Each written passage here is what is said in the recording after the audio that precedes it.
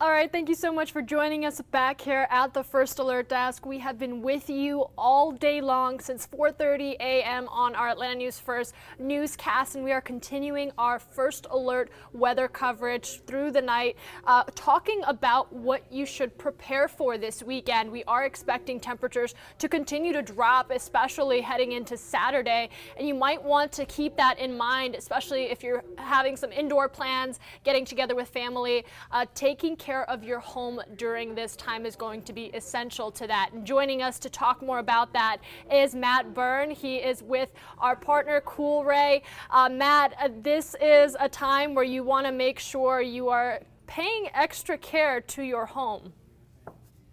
Definitely. It's brutal out there. I mean, anybody who went outside today, it's a slap in the face. You know, we're not used to this kind of weather, and our homes just simply aren't built for it either. So anything that you can do to keep your house warmer, you know, you can raise your thermostat a few more degrees just to make sure that it's getting into those corners and getting into the areas that it needs to be. You can also make sure you open up the cabinets, make sure you open up cupboards or anything like that to allow warmth to penetrate, to get in there, to keep those pipes warm. You know, so it's there's a the worst part is making sure overnight when we go to sleep too that you keep those temperatures up. You know, don't let the automatic thermostat shut them off on you in the middle of the night. So it's just paying attention every once in a while. Either make sure your faucets are ran, and or if you're going to bed, leave them running overnight. Let them. I'd rather you get a little bit of a high water bill than go through a catastrophic plumbing failure. You know, so let it trickle a slow steady stream, both hot and cold water, in your faucets that are especially close to the exterior walls. Yeah, You know, absolutely. Absolutely, and that's part of why I wanted to bring you on. You know, you guys, I'm sure, have already started a plan to respond to some houses that are going to experience it. I mean, we've been talking about it all day on Atlanta News First, exposed piping, possibly being vulnerable to this type of elements. But a big thing people don't realize is the temperature change is really where we can start to see those problems. Can you explain a little bit more about why weather has such an impact on our homes?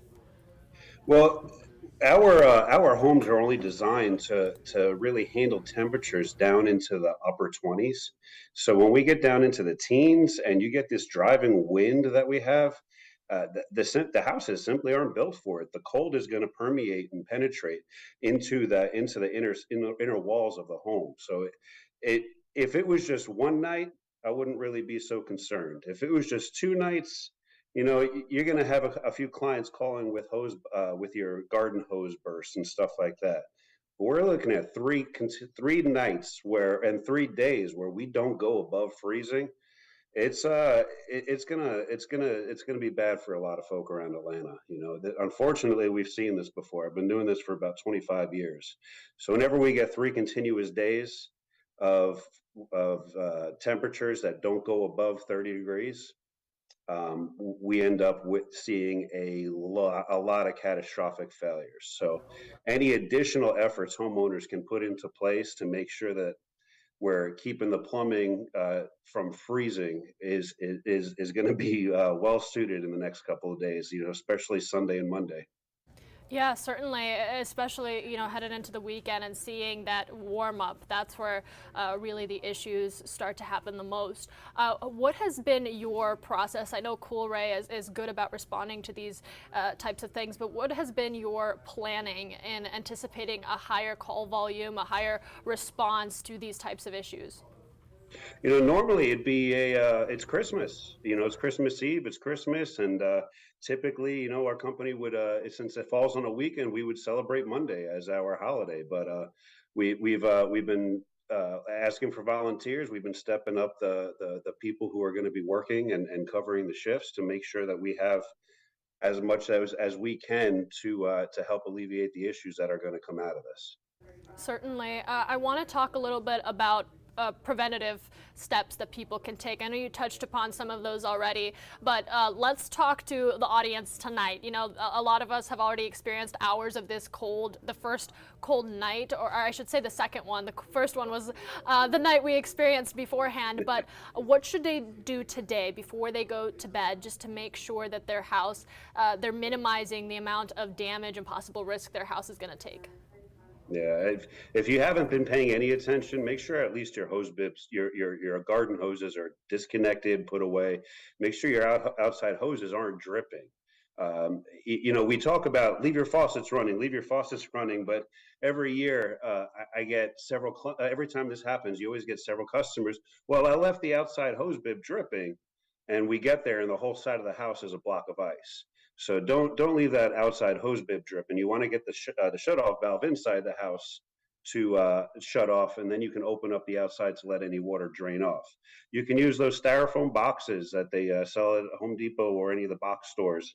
You can use, if you don't have that, you can take an old sweatshirt, an old pair of jeans, or an old towel and just wrap around and use duct tape or a bungee cord or something just to keep the wind and the cold, the driving cold from hitting the pipe to freeze the water inside. Because once that water freezes inside the pipe, it expands, and doesn't matter what kind of pipe you have, it's going to split. You and I, before hopping on this live stream, were talking about, you know, this being a historical weather event, but also what we saw years back being similar to this. Can you talk a little bit about that? I mean, in terms of the home impacts that we saw those years ago. No, I remember I was we were running 12-hour days back then, as much as possible without guys getting tired and falling asleep. You know, it was a rough. It probably lasted for about 3-4 weeks after the event for us to really catch up with our clientele. It was just nonstop service calls. Our technicians would see 20-25 calls a day of putting pipes back together to get houses turned back on, and the damages that they were walking through were, heavy flooding. So if you don't know your house, at least find out where your main shutoff valve is. So if you do have an emergency, you can at least shut the water off to mitigate catastrophic damage, right? If you have uncontrollable water and you don't have any idea how to shut the water off, you can call a plumber, but you're probably not going to be able to get somebody out there immediately. So your next bet might be to call the water department, and if they can't get someone else, maybe the fire department or 911 to see if there's another utility that can shut off your water. But the biggest thing is just pay attention. Pay attention to where your plumbing is in the house, how cold that area is getting, and run your plumbing, exercise your plumbing, make sure that those areas are staying warm. Are there certain parts of Georgia, I know we talk a lot about North Georgia the most when we talk about weather, that see this type of home damage? Are there just a high volume of callers from one area over another for you guys?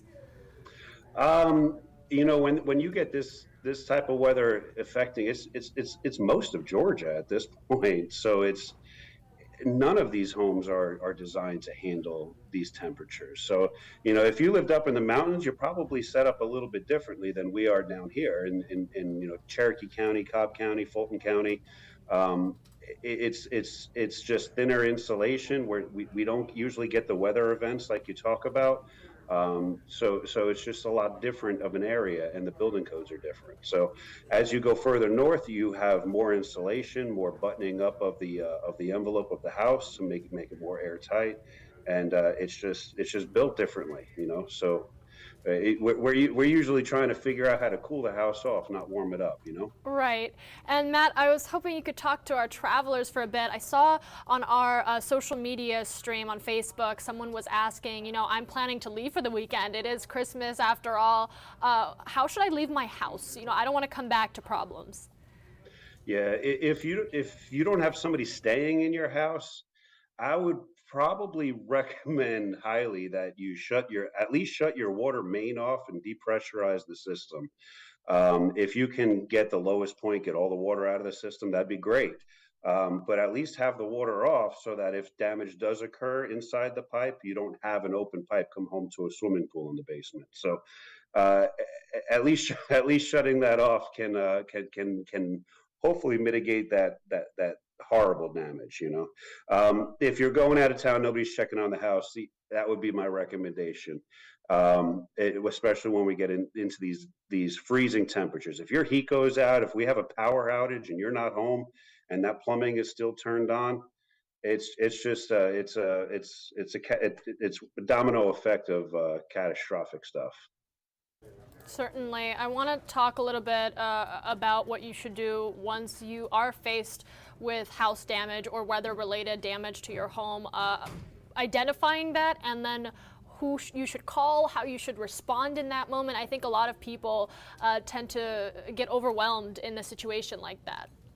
Yeah. So, I mean, the first things first, stop the damage, is get the water turned off, get on the list, because I guarantee if you're going through the problem, there's going to be hundreds or if not thousands of other people going through the problem as well.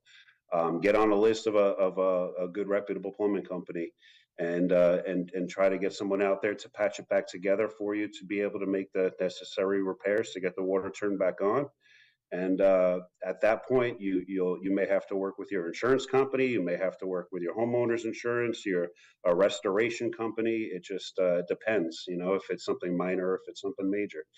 There are times too that pipes do freeze and they thaw and they don't split. So sometimes you get lucky, but if you lose flow, if you lose water to some of your fixtures or one of your fixtures, um, my next step is making sure I know how to shut the water off to the house in case when it thaws out that cork pops and starts leaking.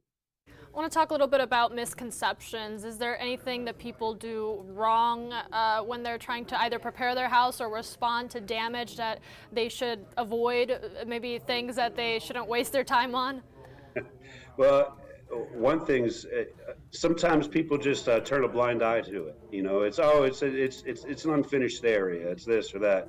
If that water sits there for too long, it's going to start growing mold and other issues. So you don't want to just bypass plumbing leaks, plumbing problems, or any kind of flood that has happened. Make sure that it gets addressed. Make sure it gets dried out, because the last thing you need is for other issues to happen and for you to have to again make even further repairs that wouldn't have been necessary had you jumped on it right away. Matt, I know you talked about Coolray working around the clock to help during these weather events, but it is also a holiday weekend, and a lot of these companies that do respond to a damage, especially weather-related damage, such as Coolray, they might be closed or have a limited staffing. How should somebody find a reliable repair person or a service near their area in the event that they face damage? Um, I hate to say it, but Google's probably your best friend at that point. You give us a call, most definitely. See where we're at that point. Our dispatchers are pretty on top of things, so they should be able to give you somewhat of a realistic estimate, whether it's the same day or next day or a couple of days, depending on how bad it gets. But if you could just get on a list and then try to get that water turned back on, you don't realize how nice having water is until you don't have it, right? Absolutely. And I did want to mention we are on a live stream, so some people are jumping in into the middle of our stream or maybe just a few moments ago. So we do have a couple viewer questions I was hoping you could help answer. Electra's actually asking, does leaving water drops running overnight in the sink still work like the old days? Yeah, so moving water is a lot less likely to freeze, or it's going to take a lot longer for it to freeze. Standing water is going to freeze relatively quick. So if we keep that water moving at not necessarily a drip, but more like a trickle, so it's a steady stream, it's a lot less likely to freeze overnight in the hours that there's no sunlight beating on it, or that the temperatures dip into either the single digits or the low teens.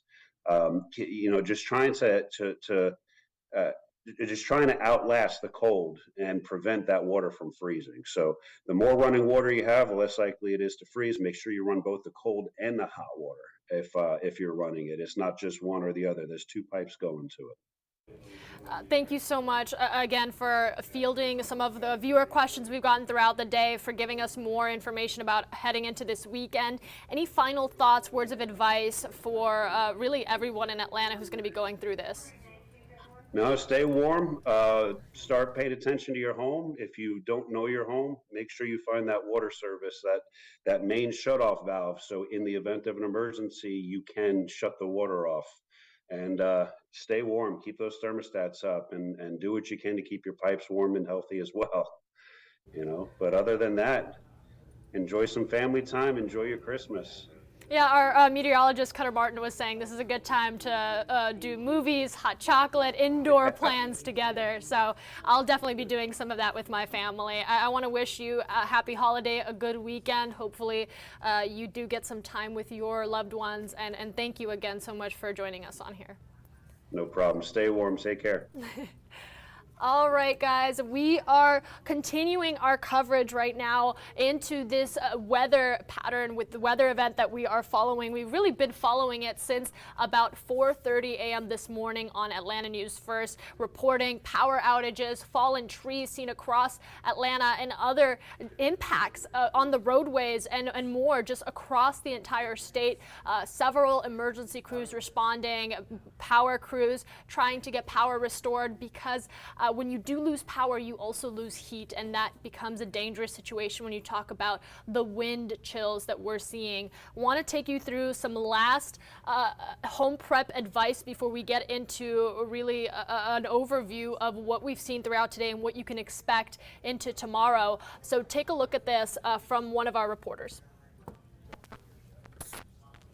We are getting a number of calls. On a normal day, the technicians at Coolray Heating and Cooling respond to about 400 calls.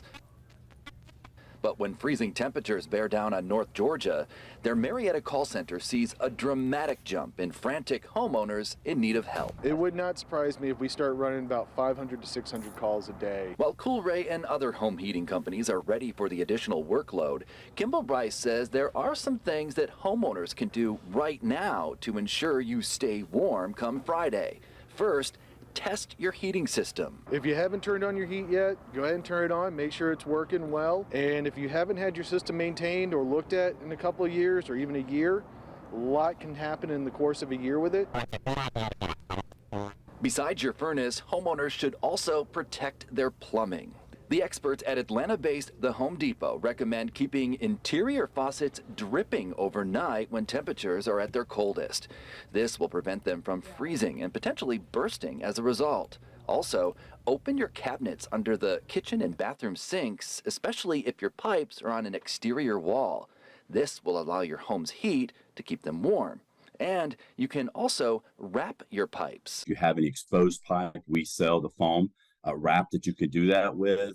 Even cracks and gaps around doors and windows, you can use the great stuff. You can use caulking. All relatively inexpensive steps you can take now to prevent costly repairs in the midst of an emergency. Don Shipman, Atlanta News First. Some much needed advice there. I want to take you out to some breaking news we've been following this evening. Looking out to the 100 block of James P. Brawley Drive, that is where a 3-story structure fire broke out. Our Don Shipman has been following that fire since we first heard initial reports. Let's get straight out to him. I'm going to give him a call here, try to connect with him. Give me 1 second, guys. All right, and we do have Don Shipman here with us. Don, can you hear us all right? Yes, I can. Can you hear me? I can hear you great. So you have been out at a breaking news, a 3-story fire that we've been following since initial reports came in. What can you tell us? All right, so I just talked with a firefighter on the scene, and actually they just left. The house is back there behind me. You can't really see it that well. But I can tell you that 2 people were home at the time. There were 5 dogs in the house at the time. Everyone made it out safely, so that's the good news with all of this. The house, though, it is not livable. There's a lot of smoke and water damage, and at one point flames were shooting out of the back of that house. But again, 2 people live in the house. They had 5 dogs. Everyone made it out safely. One of the things I did, though, I asked the firefighter about the temperatures. And it's just so cold out here. This, where this is located, it's on a hill, at the very top of the hill. And that was one of the challenges for firefighters, because once they started using water to put out the fire, the water gets on the road and then it freezes on the road, and it's dangerous for the firefighters. Also, those hoses, it's difficult to handle the hoses on a normal day, but when you add in the fact with these bitter cold temperatures and the wind as well, they start to freeze up a little bit. They didn't have any issues with getting water to the house, but it was just difficult. It was a challenge. The word challenge kept coming up in our conversation. Yes, certainly. And I got to ask, are fire investigators still on scene? I imagine this is going to be an entire investigation at this point following that type of damage.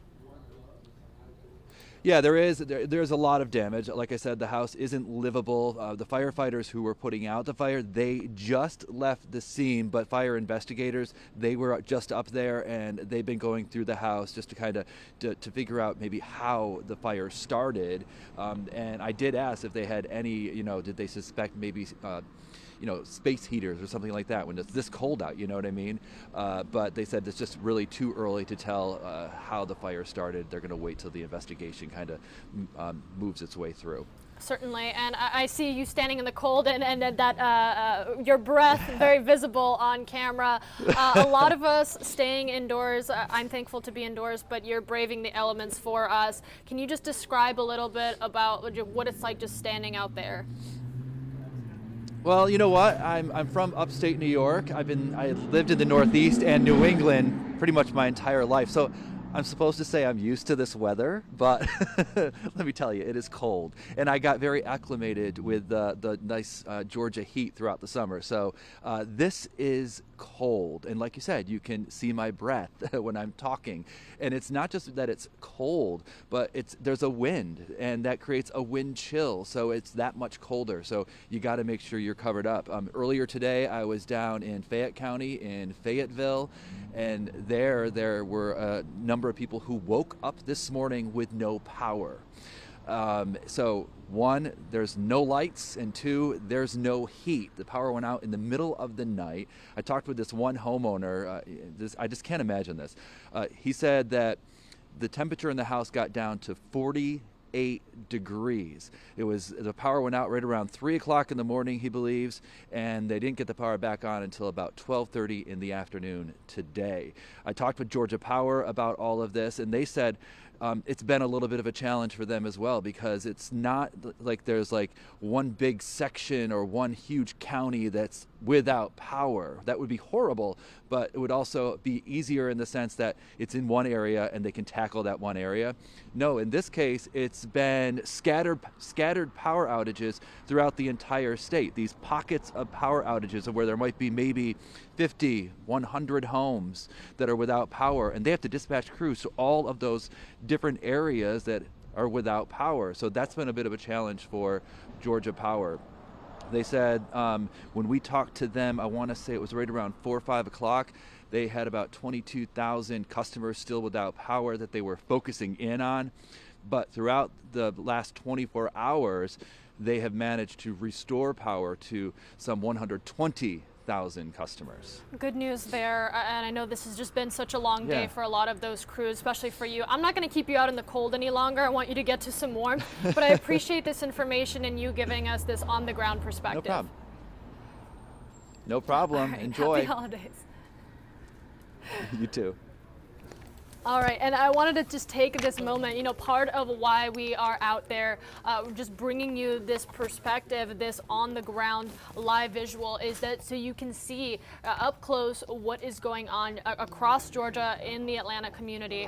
Here in a couple minutes, we'll actually be bringing you an extended forecast, taking a look at what this day has been, but also what you can expect into this weekend, because that is when weather is expected to continue to just be nasty. We're going to see some temperature drop in Saturday. I'll have meteorologist Fred Campagna talking to you more about that. But right now what I want to do is taking you through the roads. That has really not been as much of an issue as we were anticipating early in the week.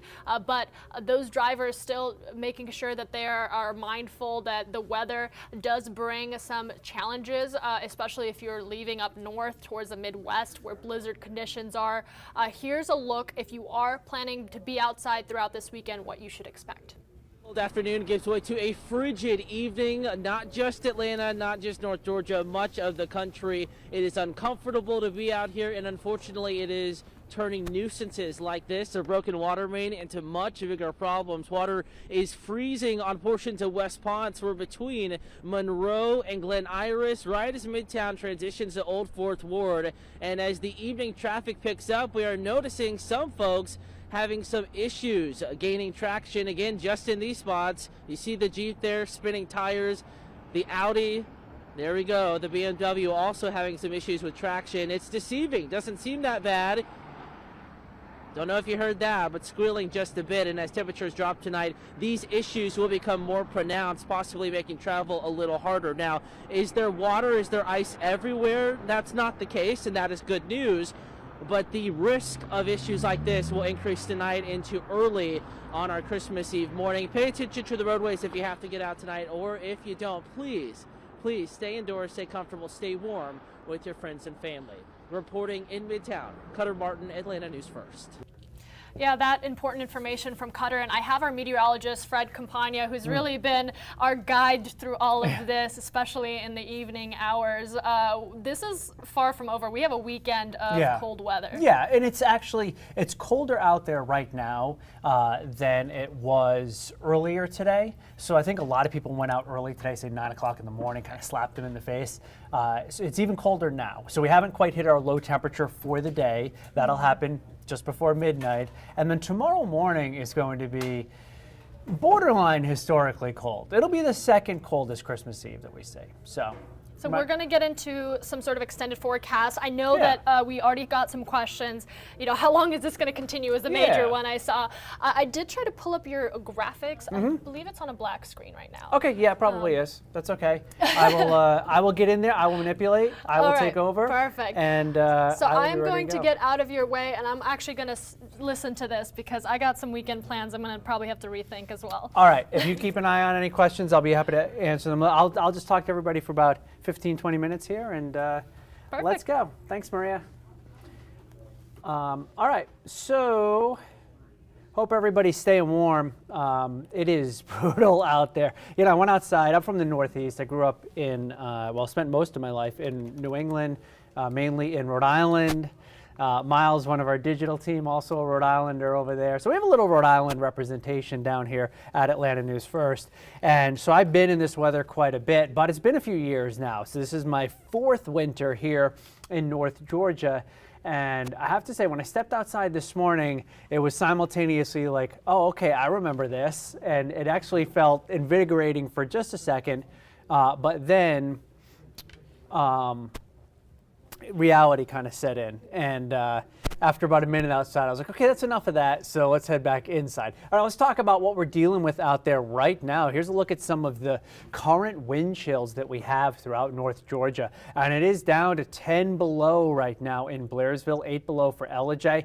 It is right around 0, give or take, in the I-20 corridor and east, all the way east to Athens. So these are not actual temperatures right now, but these are the wind chills, and it's 1 in Carrollton and 1 in Athens, 1 below right now in Atlanta, and the warmest wind chill we can find in all of North Georgia is down in LaGrange at 7 degrees.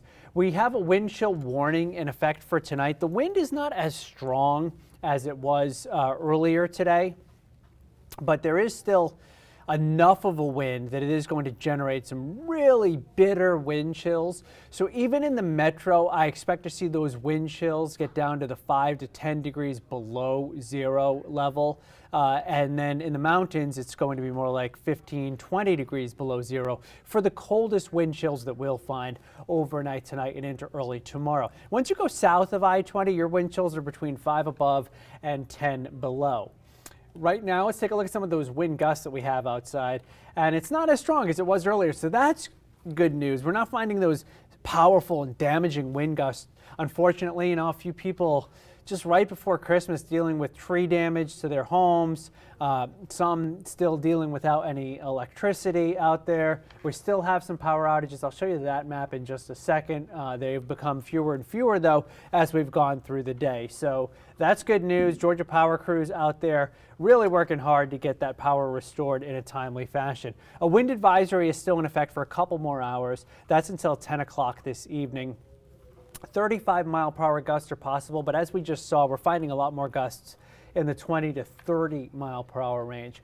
I mentioned it earlier with Maria that the temperatures now are colder than they were this morning, so we're still waiting on getting to our low temperature. Normally, your low temperature happens in a typical day around sunrise, but today was such a dynamic day in that our high temperature happened around 1 o'clock in the morning. I think it shot up to 52 degrees. And then we all heard those winds overnight coming in and bringing in that brutally cold air. And the temperature fell from 52 to 16 by 9 o'clock in the morning. That was our low for the day through this afternoon. But now, as you can see, the temperature has fallen to 14 in Atlanta. It's also down near 10 as you go up into Rome and into Canton. Those are actual air temperatures now, and it's down to 5 in Blairsville. That is really cold.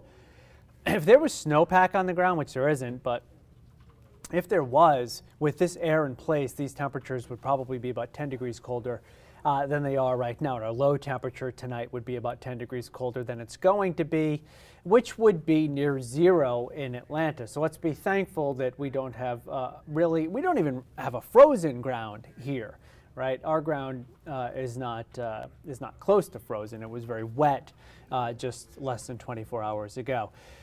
Don't forget, you can always get an updated forecast with the First Alert Weather app. So today's a First Alert Weather day, right? And we've been telling you about that for a few days now, which is just to really get you prepared for what is potentially dangerous weather.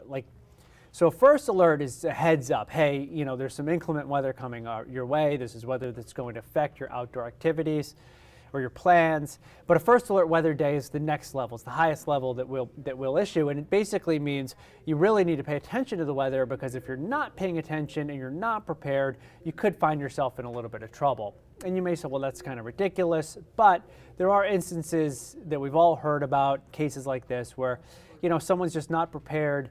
They run into some car problems, and then they're stuck in somewhere, and they can't get help, and for whatever reason, and then their car is not there. They don't have a blanket in their car. They don't have anything to keep themselves warm. So we just wanted to give you the heads up that there was weather coming our way that could potentially be dangerous if you're not careful. And in this case, it's your pets, it's your pipes. If you have exposed pipes, you could end up with some water damage from burst pipes. Hopefully that won't happen. Unfortunately, many people won't know that that's a problem until Sunday afternoon or Monday afternoon, once the thaw happens. What happens is the water expands in the pipes. When it becomes ice, it cracks the pipes, and it's not really a problem until it thaws out and becomes liquid again, and then the water starts spraying everywhere, and you get all that damage. So hopefully nobody's in that situation, but it would be Sunday afternoon or Monday that you'd find out. Look at the temperatures overnight tonight, down to about 10 degrees to start the day tomorrow. This is inside the perimeter, so this is really, really cold, especially for December. Not quite record-breaking. The record low temperature for tomorrow is 3. I believe that was set back in 1983. The second coldest is 6. I'll show you that in just a second. That was in 1989. And tonight will be the coldest we've seen, most likely, since 1989. for December weather. I should definitely emphasize that part of it. So here's what it feels like at 9 o'clock this evening. 15 below up in Blairsville, but most are in that 0 to 5 below range, which is cold enough. That's tough. And then those wind chills get darn near 10 below overnight. 8 o'clock tomorrow morning. It'll look bright. It'll be sunny, but it's going to be absolutely frigid out there early tomorrow. 5 below the wind chill in Athens, 4 below in Carrollton.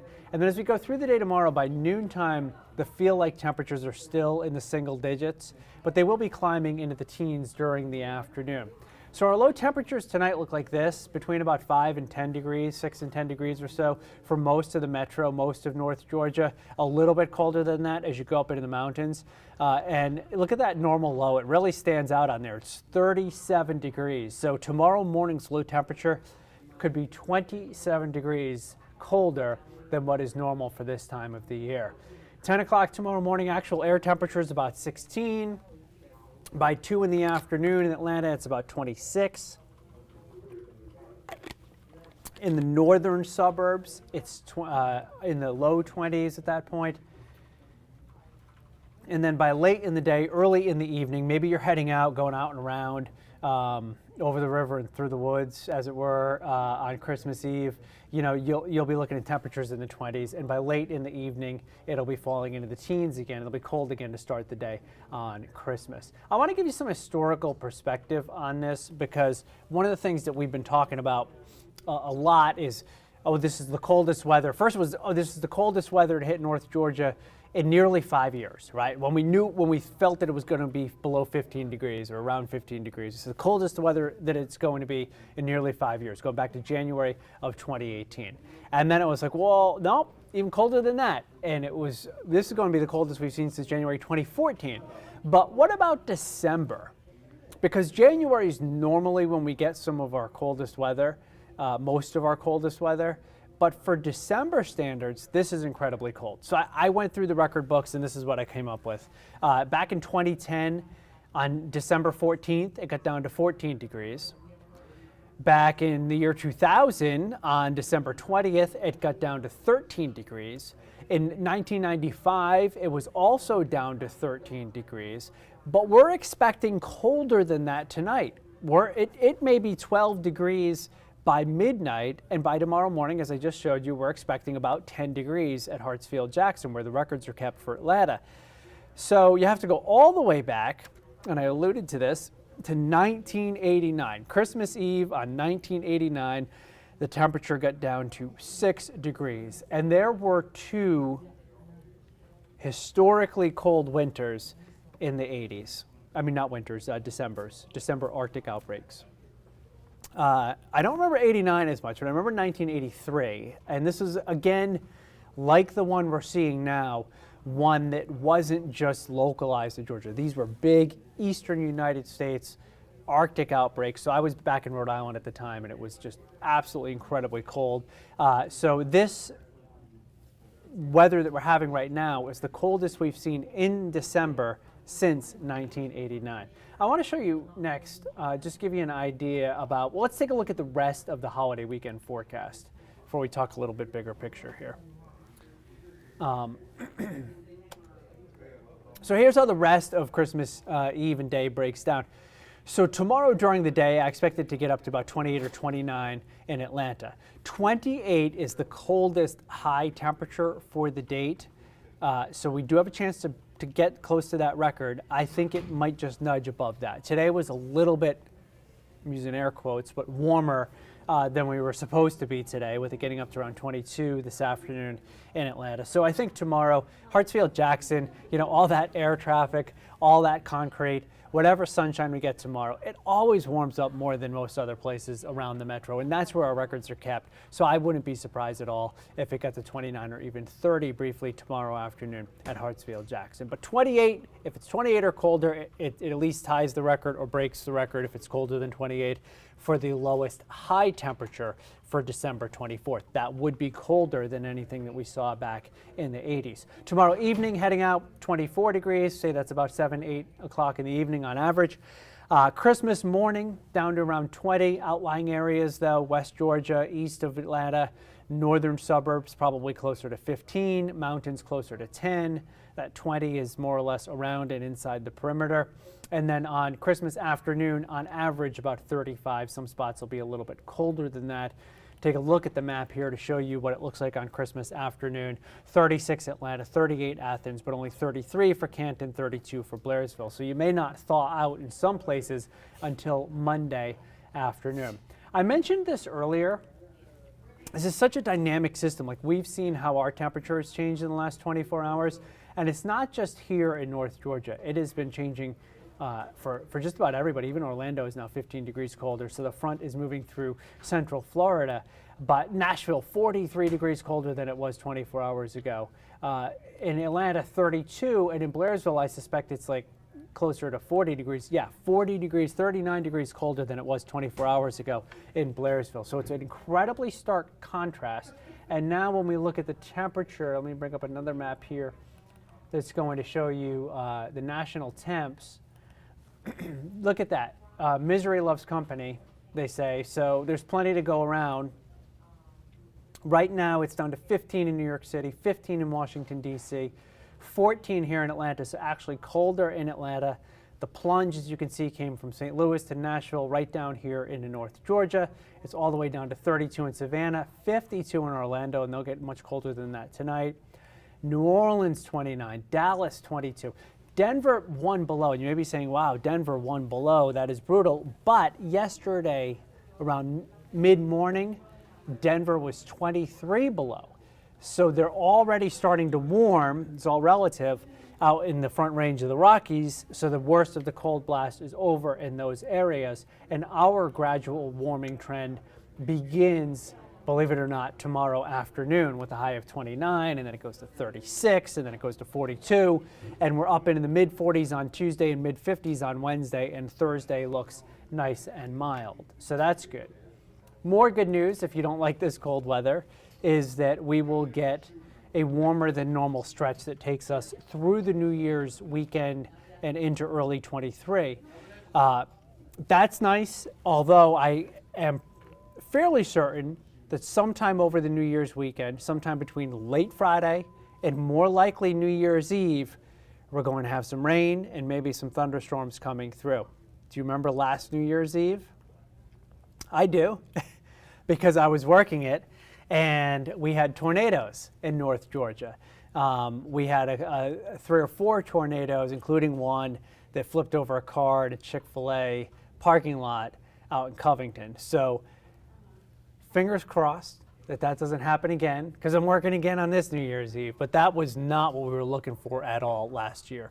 But it does look warmer than normal, so at least we have that going for us. Let me flash up the 7-day forecast, show you what's ahead for us, see if any questions came in, and I'd be happy to answer those in the last 5 minutes or so I'm going to spend with you, because we have newscasts coming 9 o'clock, 10 o'clock on Peachtree TV, and then of course 11 on WANF with new information coming in. So I'll get a fresh look at maybe what that high temperature tomorrow afternoon will be, or if we'll get to 35 or 36 on Sunday, or maybe it'll get stuck around 32 or 33, and some of the longer range forecasting stuff as well. So here's that 7-day forecast. Pop that up, take a look at it. You can see how things do improve.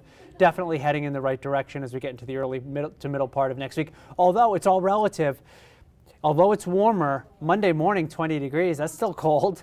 Tuesday morning 27, Wednesday 30. So we'll be falling back below freezing at night for several nights to come. So even though it won't be as bitter and as frigid as tonight will be, it will still be colder than normal for us as we get into the middle of next week. It's not until Thursday, Friday time frame that temperature starts to get back above normal. I also want to show you this. A couple more things I want to show you before I see if there are any questions that came in. Here are some of the lows around the metro tonight. So you can see that 7, 8, 9, 10 are basically your choices in there. And Cummings, 7 degrees, Johns Creek, Marietta, 8, Snellville, 8, Decatur, 10, 9 for Douglasville. So this is some really brutally cold stuff that we're going to have to deal with tomorrow morning. That's the temperature that does not factor in the wind. I also want to take a peek here, and sometimes these temperatures can be a little bit off, but take a look at some of the local temperatures. So I showed you the major airports, but now some of the minor ones. So 10 for Marietta, 10 for Cartersville. These are temperatures right now that we're finding. 11 for Kennesaw. And when we go bigger picture, you can see Ellijay is down to 7. And there's one more graphic I want to look at just to show you what you might be experiencing outside of your house right now. Smyrna's down to 10 degrees. Buckhead's down to 12 degrees. I was hoping to get a single digit somewhere in the metro, but still everyone just barely above. You can see another part of Marietta is around 11 degrees and a 13 in there, and a 10 for Emerson. Hiram, you're 11 degrees. Loganville, you're 13. All right.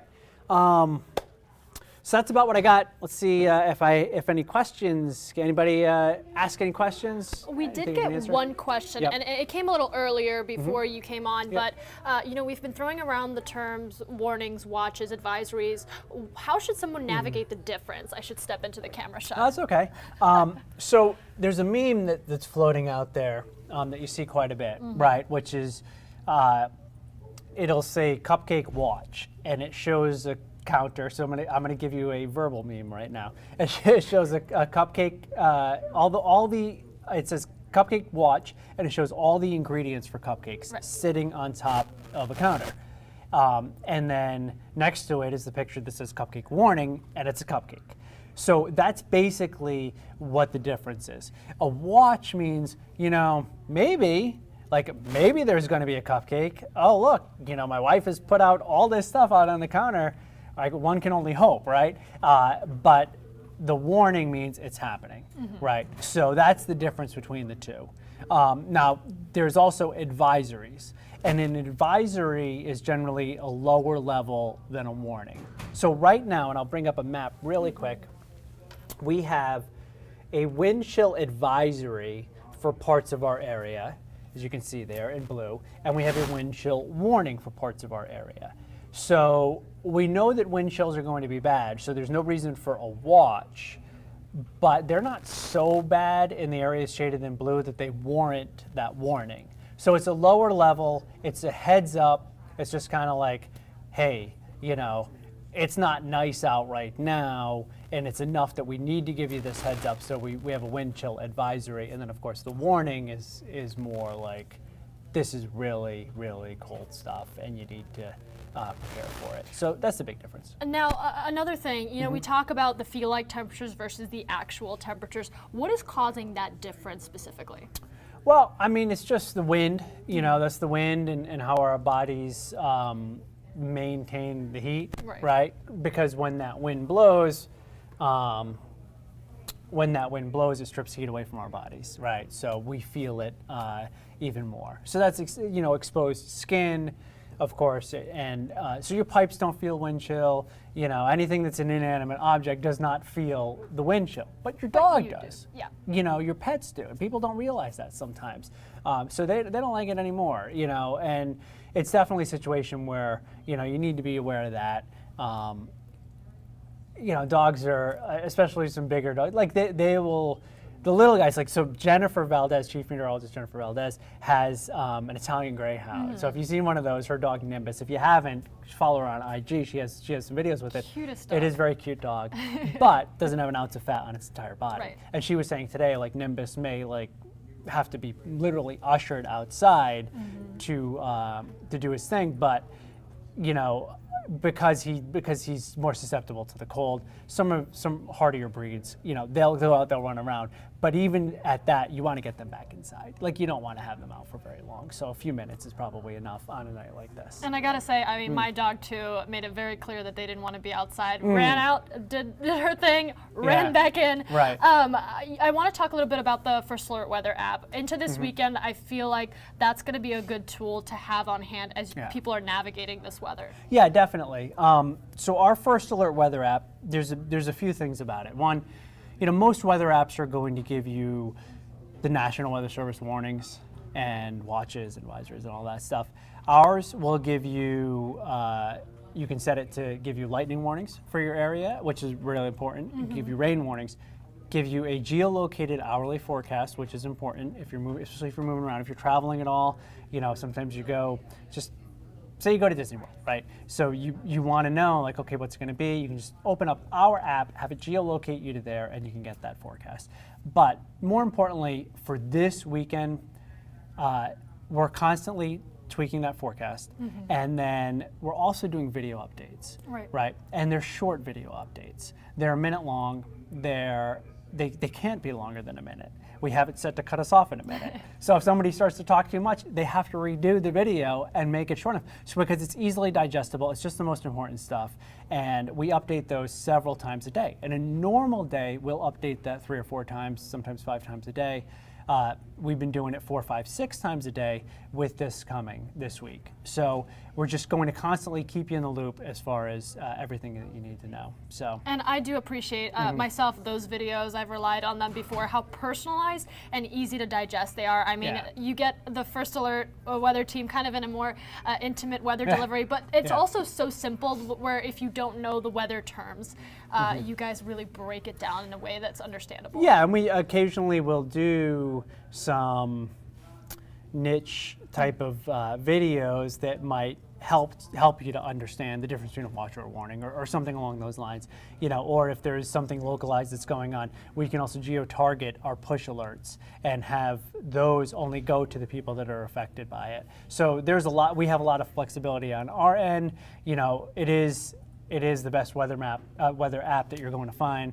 And it's free. And it's free, right. And it's, you know, and even the pre-roll that's on the videos is usually like 5 or 15 seconds, and it's quick.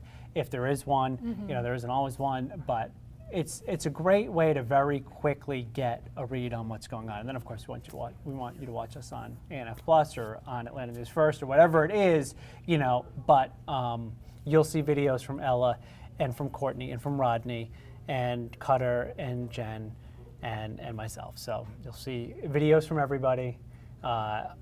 Always working hard to keep you updated. I like to say we like to keep it raw and real here on the Atlanta News First Plus stream. So I wanted to take this time to just thank you and the other meteorologists. You guys have been hard at work for the entire week, working around the clock to get this information out. And I know so many people have benefited from that effort. Well, thank you. I mean, that's, you know, obviously that's what we're paid to do. And we know, truth be told, you know, Jen was supposed to be off today. I was supposed to be off today. But we know that, like, what we signed up for, and we know we knew early on in the week that we were going to be working today, and that's fine. You know, a lot of times that we'll say, like, we have a lot of Super Bowls, you know, during the course of the year, a lot of big weather events. Those are our Super Bowls, and that's when viewers rely on us. So, and it's what we love. You know, we love weather forecasting. We love the challenge of weather forecasting. I do not like this weather. Extreme cold is my least favorite weather, but I do always enjoy the challenge of forecasting it. If you watch, you probably noticed that I enjoy the history and like where this stands as far as record keeping goes and stuff like that. So I appreciate it, but this is what we love to do. So we're happy to do it. Thank you so much. Yeah. We're gonna get into some other weather information as we continue this live stream, and I know we'll be joining back with you on Atlanta News First as well as our evening newscast. All right. Thank you so much. Okay. Merry Christmas.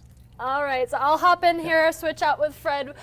We are going to continue to talk about some of the impacts that we've seen, checking in with our reporter, Patrick Quinn, as well, here in about 10 minutes. But before that, I really just want to walk you through what we've seen today. So I'm going to pull that up for you. Earlier today, just to touch upon this, we took you out to a house fire, a 3-story fire that continues to be the center of an investigation. Now, this is a picture that I managed to pull out of that. But to give you some context, at around, I want to say 5:15, that is when Atlanta Fire Department crews responded to a structure fire on the 100th block of James Brawley Drive. Now, firefighters were on scene within 4 minutes of receiving that call, and they already, in those 4 minutes, found heavy fire in the rear area of this 3-story residence. Now, firefighters immediately getting to work conducting an interior fire attack, as it was described to us, making sure that they were able to knock down those visible flames and get that fire down. Now, no confirmed injuries. We were told that 2 people were in the house. They made it out safely, and several pets were rescued. Actually, 5 dogs were rescued from the rear of the house. Red Cross was called. They responded to help the residents out. But the good news, from what we've been told, no injuries. The fire was put out in about an hour. They did face some challenges because of the extreme cold, but the good news, nobody was injured. The house did take some damage. So as you can see, that effort, it's a lot darker now, so I won't take you out to that live picture, but giving you some of that breaking news there. All right, getting back to weather, I'm going to take you back to our Atlanta News First website, where we've been putting out any and all weather impacts that we've seen. I'm just loading it up for you here so you can take a better look. There you go, including a live blog. I found this is the best way to get you guys information about what you need to know. But the main things that we've seen today were power outages seen across Georgia. I mean, I can give you a look at this power outage map. Let me refresh it just to make sure that you're seeing the latest. You can still see some of those effects. Earlier this morning, if you were with us, we started a stream at about 10 a.m. here on Facebook, YouTube, and our streaming platforms. But earlier, it was a lot more yellow. We actually had patches of red, particularly in Peachtree Corners, but you can still see some green. That is where power outages continue to be felt. The green signifying that upwards of 500 customers, Georgia Power customers, are without power or have reported a power outage that has not been restored at this time. And then take a look at Atlanta. You can see patches, McDonough, Ellenwood, some other areas that are seeing significant power outages, up to 1,000 Georgia Power customers without power. And then you get up to North Georgia, and that is really where you start to see more of this. It's a lot larger of an area facing these outages. Now, I will say, Georgia Power actually told us, they are working around the clock to respond to these power outages to restore service for as many people as possible. They said that they actually were monitoring smart systems that could tell them where power went out so that people didn't have to manually report it, that they could just be on their way before someone had to call it in. Another thing that we were talking to Georgia Power that they brought up with us, some people were asking why their power was going out if they didn't see any precipitation, any rain. Usually we hear about rain turning to ice and that causing an outage, but because of the significant wind chills, Georgia Power actually told us that is what is causing a lot of these power outages. It is the wind. It is gusty, it is powerful, and it is knocking down power in certain areas, particularly up in North Georgia. So we are continuing to monitor that, putting that out on our website, on our apps, and wherever else you can find us. A little note to travelers, actually, getting you back out to this online resources that I've been tracking throughout the day. This is FlightAware. This is a map I've been looking at pretty much all day today that shows you a live picture of plane movements as well as what Hartsfield-Jackson Atlanta International Airport looks like right now. You can see some of the delays, cancellations. We had our crew out there at the airport from 4:30 a.m. this morning up until I want to say 6:30 in the evening, just giving us that perspective from inside. That was quite a sight to see. I mean, the lines were long. They were telling us, you want to plan to get to the airport early. It's looking like it has eased up since, but again, for the airport, continues to be something that people will have to monitor. We saw cancellations and delays related to weather, and a lot of that depended on where you were going. So if you were making it out to the Midwest, to the northern part of the country, that is where you were met with this. And I'm just going to take you through the different videos that I managed to collect from our sister stations around the country. This is Mitchellville. That is the snow, the wind, the gusts that you're seeing. Not necessarily the case in Atlanta, but certainly the case across the country. And take a look at Cincinnati. Look at that wind, look at the snow that's sticking to the ground. Just quite a sight to see, and hopefully everybody is keeping warm over there. They're taking you here to Arkansas. I know I'm a personal fan of showing this clip because this is the famous Razorback statue at the University of Arkansas.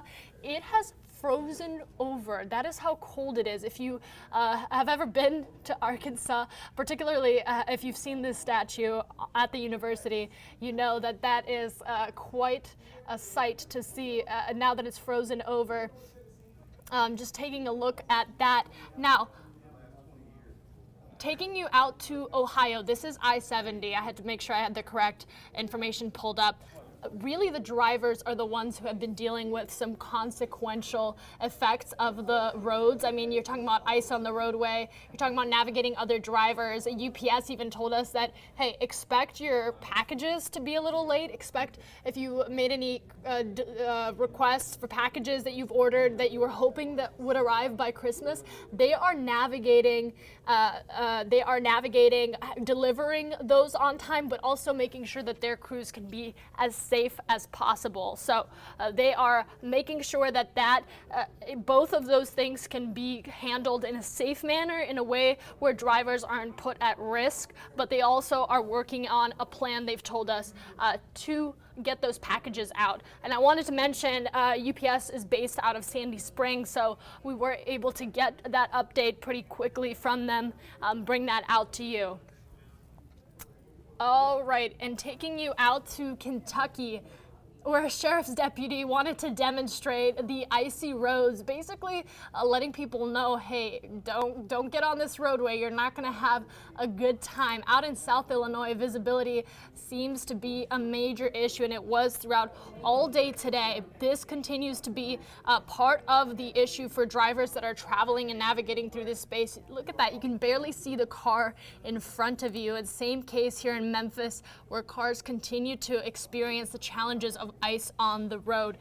Good news is our meteorologists, our field crews have been telling us the roadways in Atlanta, not an issue. You are fine to drive. That hasn't seemed to be a major impact, but definitely keep in mind if you're leaving out of Atlanta, if you have loved ones coming in, if you're coming back this way, check your areas, make sure you're not driving through situations like this.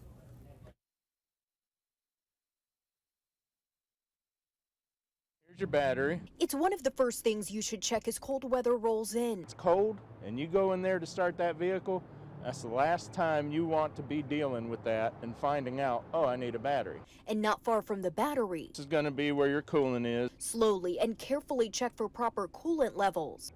Sometimes people can water down the coolant too much, and that's going to make it susceptible to freezing. Car mechanic Jaime Canona says taking a safe car on the road is always important, but you definitely don't want to deal with issues in below freezing temps. It's that type of weather that usually affects tires too, maybe causing them to lose air. So look for this sticker near your driver door to see just how much air your tires need. The front and the back should be at 35 psi. Usually in cold weather, I'm going to put that at 37 because the cold weather is going to fluctuate with the air pressure inside. Now that you've focused on checking under the hood and all four wheels, don't forget to fill up your tank. Never let it get below a quarter tank. No one likes filling their tank when it's freezing, so hit the gas station before Friday morning.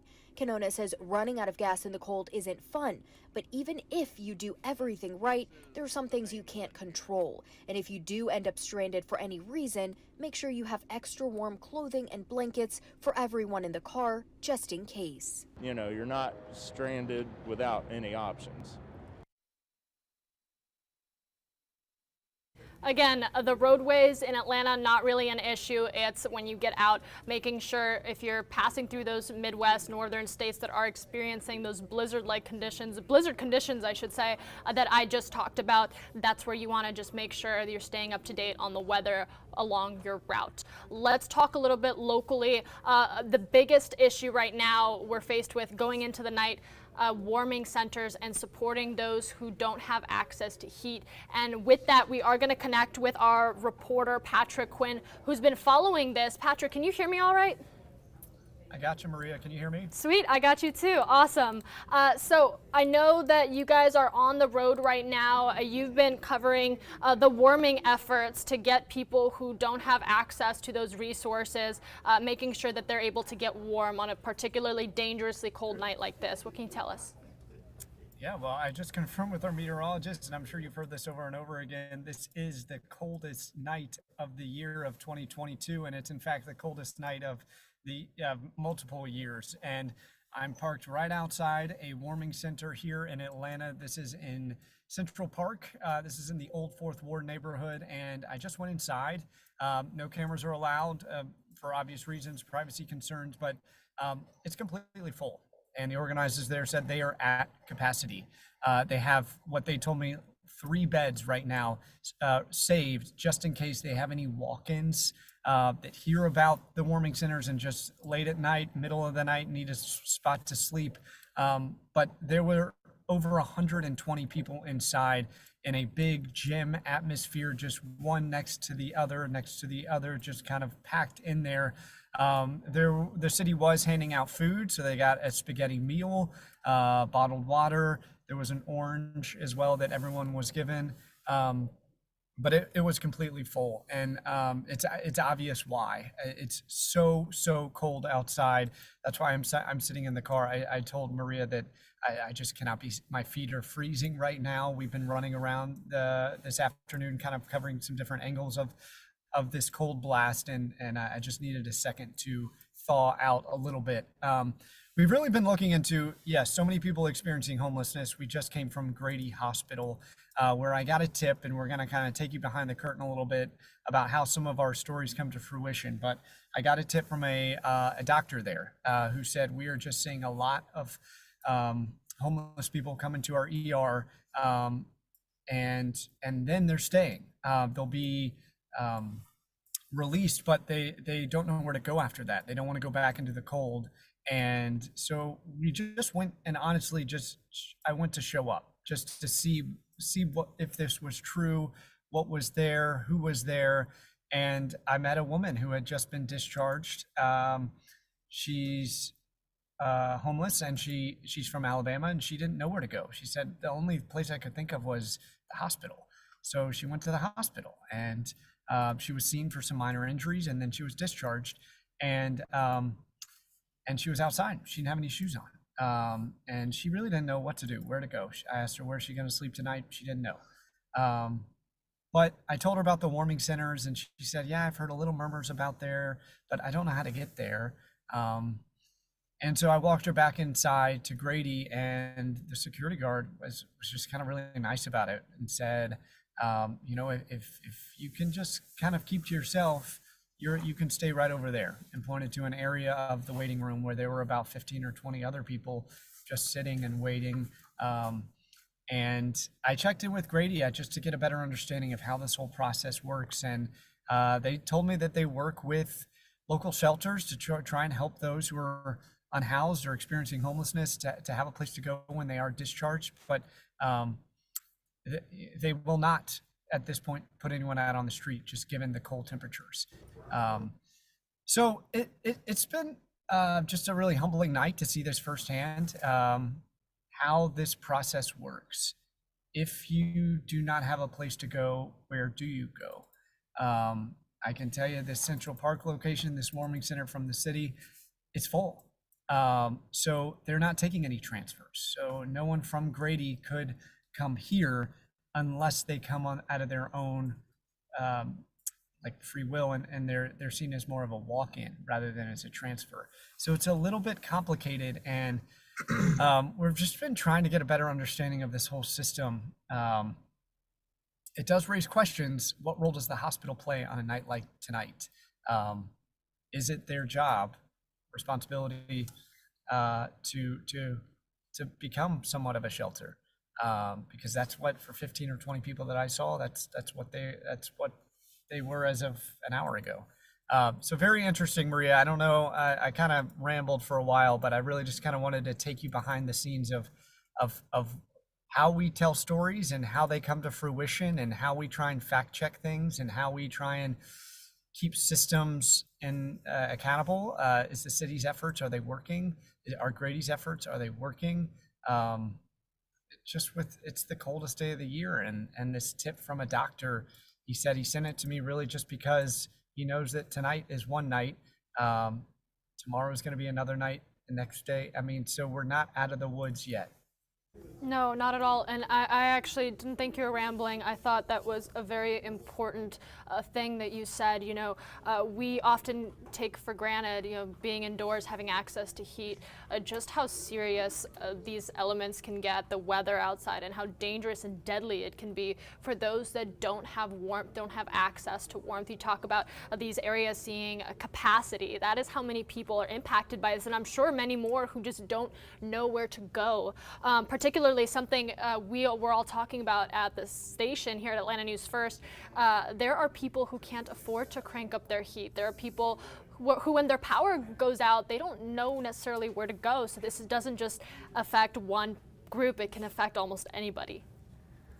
Absolutely. And in fact, earlier today, I was just looking on Nextdoor, and there was a really heartwarming, as hard as this time is and as cold as these temperatures are, there are plenty of signs of people lending a hand to help. I mean, I'm feet from a warming center where there are volunteers handing out spaghetti and oranges, and it's hard not to kind of just feel like, okay, we're going to be okay. And on Nextdoor earlier, there was a woman who couldn't pay her gas bill. She said just things that kind of fallen on bad times recently. She had to take in a family member, and she said, I never do this, but she kind of just wrote a post on Nextdoor, and people picked up her gas bill. So she was able to have heat tonight, which is just remarkable. She lives in the Grant Park area. So yeah, I think for a lot of us who can go home and have that heat kind of ready to rock and roll, it's easy to get caught up in that, and we forget how many people don't have that luxury. And I can tell you firsthand, there are hundreds tonight who do not, thousands, but hundreds right immediately in front of me who do not have that luxury. We were talking to our meteorologist, Fred Campagna, shortly before hopping on this call with you, just about this weather continuing on into the weekend. This isn't just a one night and done type of situation. Is there anything that one individual person can do, you know, throughout this weekend just to help those people out, the ones that don't have access to heat in the way that you and I might? Patrick, can you hear me? You froze on me there for a moment. All right, and I do believe we might have lost Patrick here. We'll try to get him back, but I do believe his screen froze there. Patrick, if you can still hear me, just to let you know, your screen is frozen. I can't hear you. I'm gonna try to see if we can get you back, but taking this time just to talk a little bit about the impacts that this is having on those experiencing homelessness, but also people who are in the margins where, you know, they have a home, but they don't have the resources that a lot of us have to crank up their heat or to respond to a situation when their power goes out, and to have those backup plans in place, or to have the transportation to get to a warming center. You talk about the elderly being vulnerable to a situation like this. So this is something that we're going to continue to monitor. I know Patrick didn't get a chance to kind of go into what can be done for those that are experiencing the cold and really bearing the elements through this weekend. I will say, if you are somebody who, as you're walking through this weekend, you see someone possibly outside, you know, clearly they can't get to a warm location, take the time to just see if they might need anything, maybe just an extra blanket, if you have one that you're just not using anymore, that you can bring out to them. Or, you know, pull out your phone. We have a resource on our website, atlantanewsfirst.com, with a list of warming centers across Georgia. You can find the nearest one in your location. You can also Google it.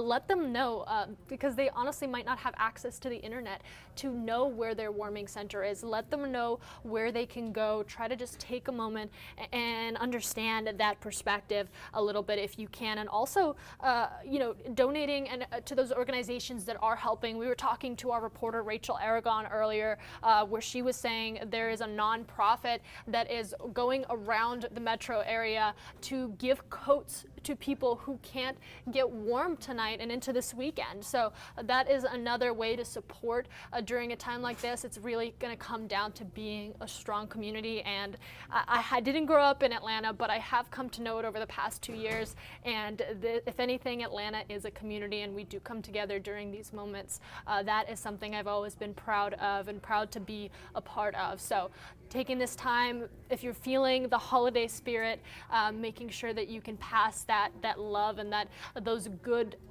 support and energy to those that are going to need it the most this time of year. All right. I didn't mean to get emotional there, but again, this is a significant moment that we're going into tonight, into tomorrow, thinking about those who don't have the resources, the heat that they can crank on is going to be important.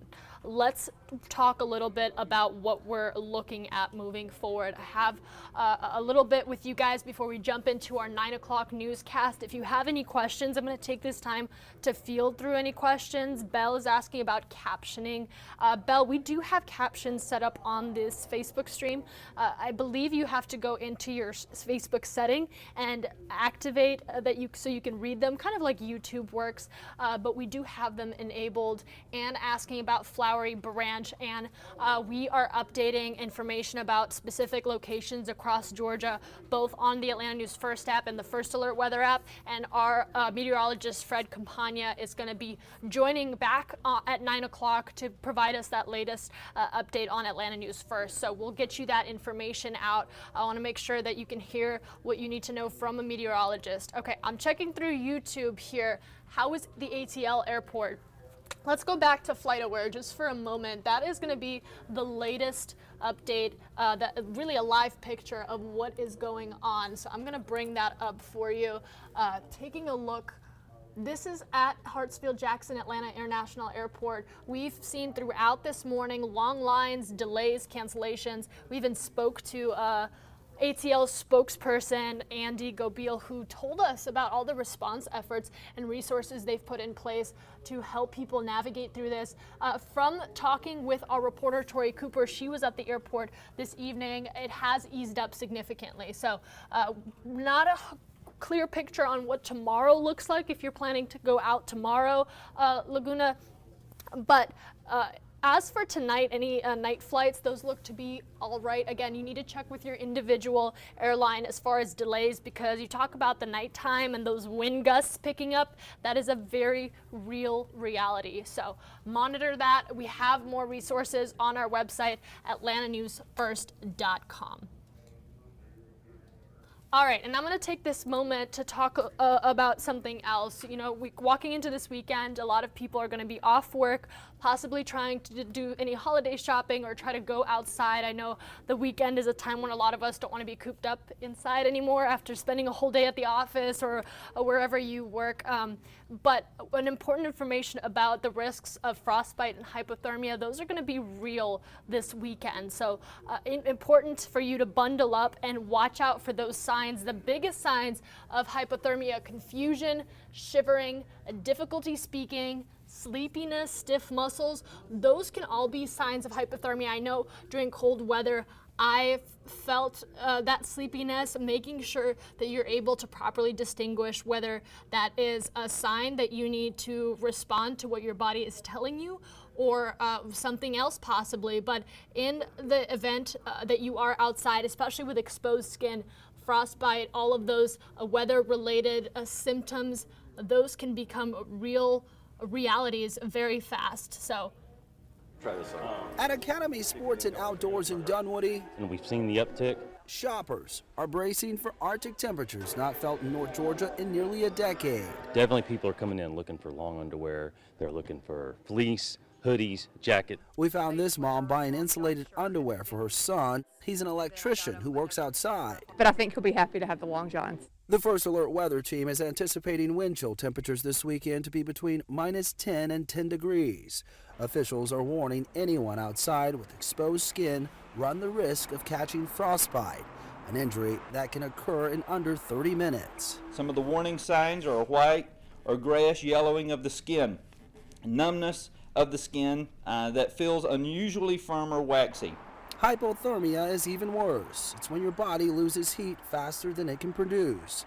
A body temperature below 95 degrees is especially dangerous.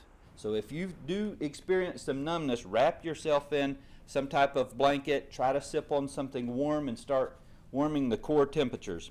In 2018, a reported 14 people died in Atlanta due to hypothermia. All of the victims were homeless.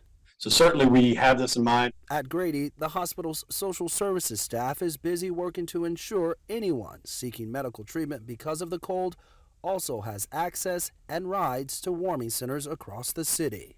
Some people, unfortunately, will probably be stuck out in the cold. For those people, we always talk about kind of layering and warming. Zach Summers, Atlanta News First. Some important information for you there. So again, any signs of hypothermia, frostbite, make sure you check that out.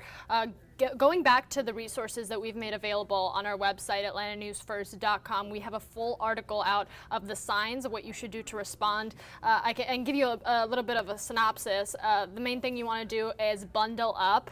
If you do find that you have some signs of frostbite, you want to get inside as fast as possible and possibly find a warm compress or warm running water that you can put on that area wherever it may be. Do not use hot water. That could lead to skin damage. It could also do more harm than good in a situation like frostbite. The other tip that we've gotten from officials is you want to make sure that you are minimizing the overall time that you are outside, because you don't want to have to face frostbite and then go back outside and kind of continue that type of damage, and avoid rubbing the area as well. I know it's tempting to warm up by rubbing. It's kind of a natural response, but you want to minimize the amount of skin damage that you might face if you are outside in exposed skin for some time. So again, running warm water, bundling up, layers are going to be your best friend this weekend,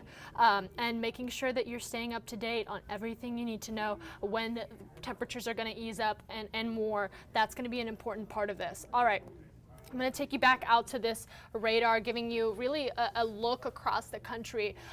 Up north, that is where they're seeing these blizzard-like conditions. And then you get down to Atlanta, and we're getting some of those remnants of that Arctic blast, that cold front that we're seeing. So it's all coming down towards us. Even parts of northern Florida are feeling it. I mean, this is historic. And the reason we talk about it being historic is we haven't seen this type of impact for quite some time. I'm moving here to our power outage map so you can see what changes have taken place since we last came to this map. I want to say about 30 minutes ago. Some of those power outages already increasing, especially across northern Georgia. Up to 500 customers in this area. But then you look at Atlanta, and Atlanta is yellow, especially as you get closer to Midtown and downtown Atlanta. Up to 5,000 customers without power. Now, Georgia Power has told us earlier that they are working around the clock to respond, because it's not just a matter of losing power. When you lose power, you lose your source of heat. And we have heard time and time again from officials, if you lose heat for a long period of time, it is not safe for you to remain in your house, especially if you don't have proper layers that you can put on. You want to find a warming center as soon as possible. So I know we have just a few more minutes together before we get you into our nightly newscast, get you back to the latest updates from our weather team, but I want to take this time to really let you know about what you should be doing tonight in preparation for this weekend. Monitoring these power outages, we have been told by Georgia Power that they have smart systems in place that can detect where power goes out so that you don't have to manually alert Georgia Power. You should try to get in contact if you have questions and concerns, but know that they are likely already responding and aware of the situation. Another thing Georgia Power is doing is sending texts and information to your phone if your area did lose power. So I know one of my colleagues, digital producer Natasha, said that she lost power while she was sleeping, and she got two texts, one that indicated from Georgia Power that she lost power, and another one a couple hours later saying that the power has been restored. She was able to wake up to that and get that information, really know the times that she did lose power. So that is something that they are continuing to do, making sure you're watching out for power outages, and also charge your devices. You know, grab your friend, loved one, text other people who you know live in this North Georgia, Atlanta area and on the coastal parts of Georgia where wind gusts continue to be an issue, and let them know, hey, before you go to bed, make sure your phone is on that charger. Any devices that you're going to need in the event that you have a prolonged period of a power outage, make sure you're charging that up while you have power so that it's ready to go, and you can use that to plan in the event that you need to leave your house, in the event that you need to seek warmth elsewhere, monitoring where you can find those warming centers. I'm going to pull up this list here for you on our website, atlantanewsfirst.com, taking you out to that. Look, I just searched it up on the website, and there they are, all of the warming centers that you're going to need. Those are going to help you navigate exactly where to look. So you can see under Atlanta, Gateway Center, DeKalb Fire Station, Salvation Army, City of Atlanta Overflow Shelter, Solomon's Temple, Mission at the Shepherd's Inn, Trinity, City Baptist Rescue Mission. So many of these places, these are acting as warming shelters, and you heard from Patrick how many people are already seeking those areas tonight. Taking you out to this live camera he was able to pull up for us, you can see some of that ice and really the cold weather on the ground visible from the camera. That it gives you a picture of what it looks like outside. If you are privileged to be indoors right now, you make sure that you are utilizing your heat. I know some of us have lived in colder climates, and you might not think this is a big deal, but keep in mind that the best thing that you can do right now is making sure that you have a plan in place. Talking to Cool Ray at the start of this live stream, they let us know if you have exposed piping, take this time to wrap that piping around, have dripping water going. Taking these measures is going to prevent a significant amount of damage and problems going into this weekend, especially Monday, as we start to see a warm up and that temperature change are really impacting homes and other parts of Georgia and across the state.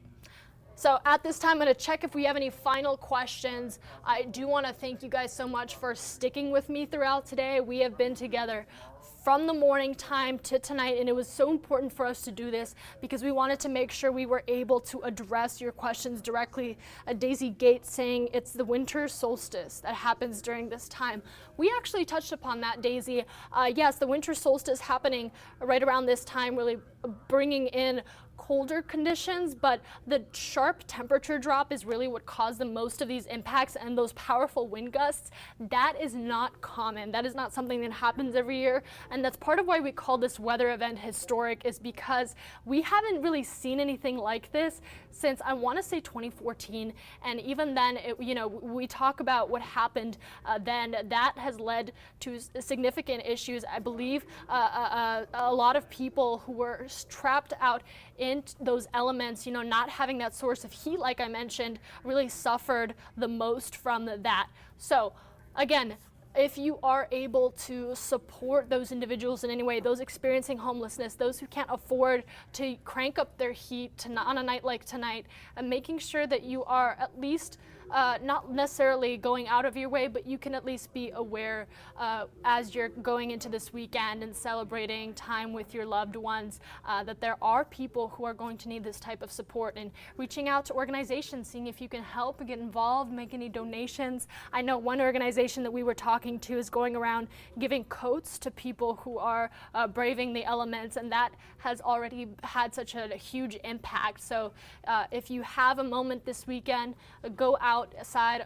If you are planning on going outside, I should say, taking a look around, making sure that you're able to help your community as best as you can. But the big advice from officials, from our meteorologists, this is just not a weekend.